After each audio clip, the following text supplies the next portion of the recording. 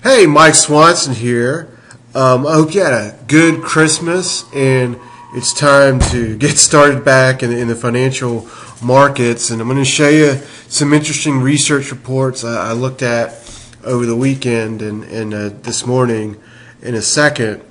But first, I want to show you, this is my portfolio. These are my positions. You can click Open Portfolio at the top of this website and download a spreadsheet and look at all the trades I've done the past couple months in what I call the Open Portfolio. If you're new to this site, basically I show people exactly what I do, when I buy and sell, what I buy and sell, and how many shares of what I buy and sell.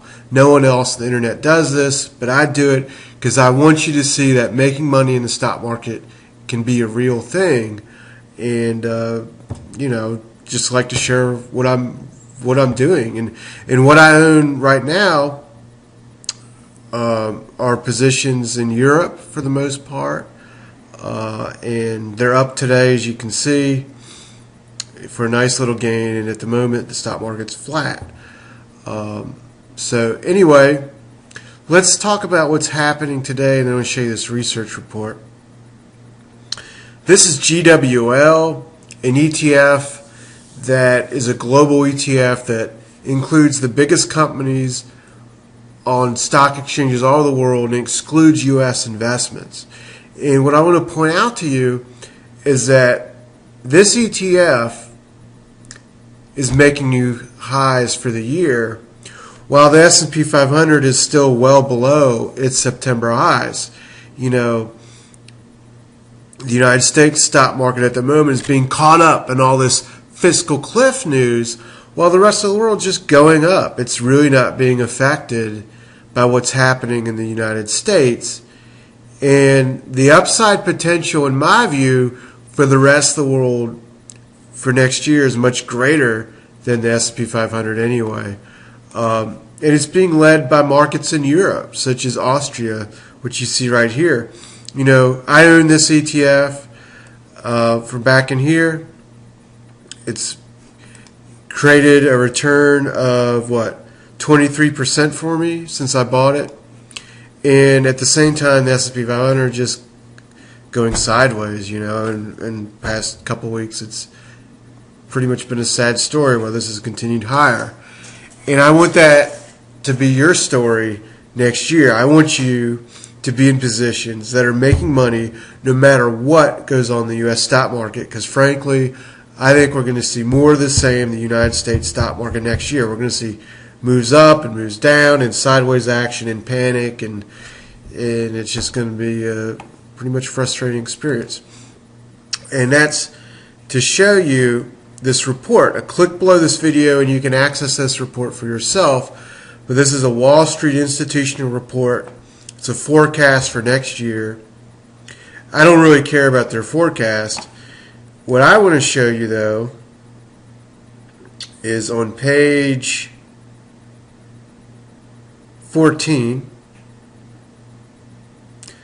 Global Market Intelligence by Region. And what this report does is it breaks down the valuation for just about every country in the world, all the important countries, all the big cap countries. It shows you their P/E ratio, the Wall Street projections for year-over-year earnings growth, the price-to-book value, and in my view, the most important metric, their cyclically adjusted price-to-earnings ratio, which takes the 10-year average of price-to-earnings, the P/E metric, factored in with inflation to get a solid valuation metric. And we use that to figure out what we're paying for these markets, and where the most expensive markets are in the world and where the cheapest markets are in the world, because the cheapest markets on a fundamental basis had the most potential, upside potential going forward over the next couple years, while the most expensive markets have the least potential. Okay, so we can rank them, and we can see that South Africa is a cap ratio of 24, Chile 27, Colombia 29, Colombia is 36, Mexico is 29. These are the most highly valued markets in the world. And typically speaking, a cap ratio between like 13 and 15 is average. Below 10 or 10 or lower is cheap. 20 and higher is very expensive. Where's the United States? The United States is at 20. That means the United States is one of the most highly valued stock markets in the world. That's why it hasn't gone up this much this year. That's why the upside potential is pretty limited now. And that shouldn't be a surprise because the United States has been in a 3-year long bull market. And after 3 years, upside potential becomes more and more limited. And we're now in like a sideways phase, I believe, which we've seen this year. So where's the potential upside? Actually, I want to make note to you this. Earnings per share year over year projections are 9% and 11%. Now, what are the cheapest markets? Spain, Italy, Finland, Austria, Ireland, Portugal, and Greece, with Greece, Ireland, Austria, Italy being among the most cheaply valued markets in the world, followed by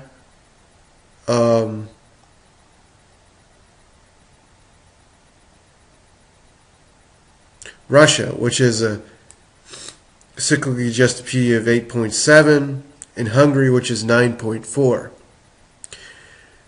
Now, take a look at a market like Austria, because this is really interesting.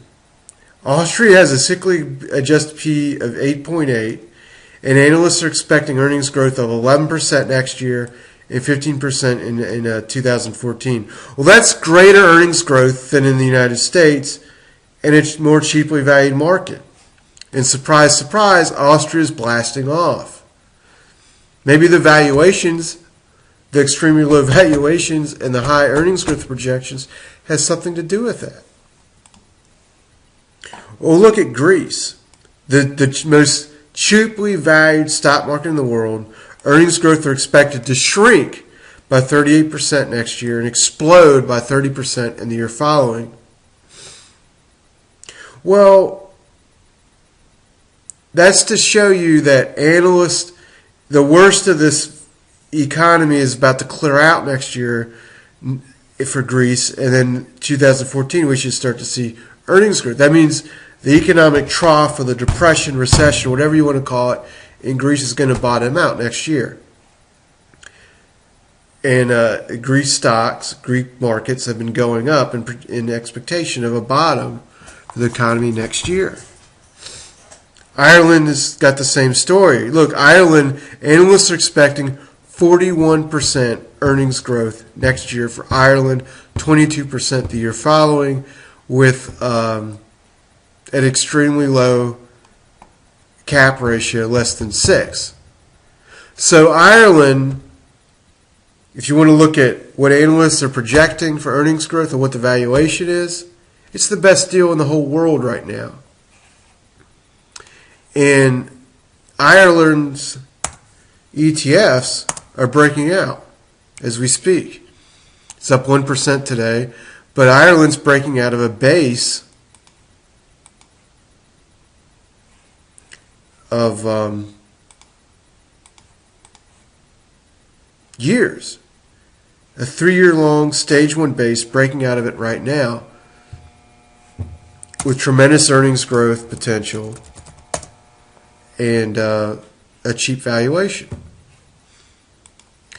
And I think that's how you make money investing. You know, trading is a different story. If you're trying to trade for weeks on it, for just a few weeks or a month or 2 or 3 months, then you really got to stick to the charts. You got to stick to technicals, and you got to beat hedge funds that are using computerized trading. If you want to invest with a 1-year, 2-year, 3-year time horizon, you've got to look at the price you're paying for stocks. You got to, and in markets, the cap ratios, and then you got to look at the charts too. And the best way to invest, in my view, is to buy things that are breaking out of stage 1 basis and do it then. and do it in the markets that are the most cheaply valued, and breaking out, starting new bull markets. And there are markets like that all over the world doing that as we approach the end of this year. And those are the markets I expect will be the best performing markets in 2013. And there's all kinds of individual stocks in them too that have great potential, low valuations, they pay nice dividends and so forth. And that's what I'm focusing on. I'm also watching carefully commodities and gold stocks and so forth, because I also think they should break out too into a new bull market. But right at now, at this moment, they bottomed here, they bounced up high, and if they turn up again next year and break through the September highs, they'll start new bull markets too. This is the CRB commodity index. And I think that'll happen, but right now, it's global stock markets that are breaking out and starting new bull markets, and no one's talking about this. The damn CNBC is only talking about fiscal cliff. All they talk about is trading U.S. stuff, and pretty much everyone is ignoring Europe. I don't know anyone but Dave Skarica that's on the internet with a trading service or a newsletter or anything that's focusing on investing in these markets where the real value, the real opportunity exists.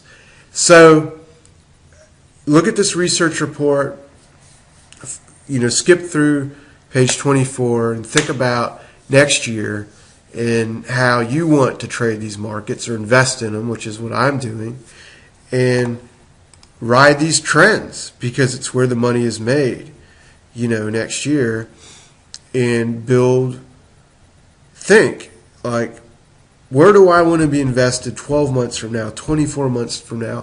What countries have the best opportunities? Well, it's the countries with the lowest valuations and good earnings growth. And you've got to look like 2 years ahead. So I just wanted to share that report with you. Click below and read it. And I got more stuff coming. I'm going to really sit back myself and put together a more specific game plan for 2013 with some tactics and ideas, and share that with you this weekend ahead of New Year's. And I'll be talking to you then.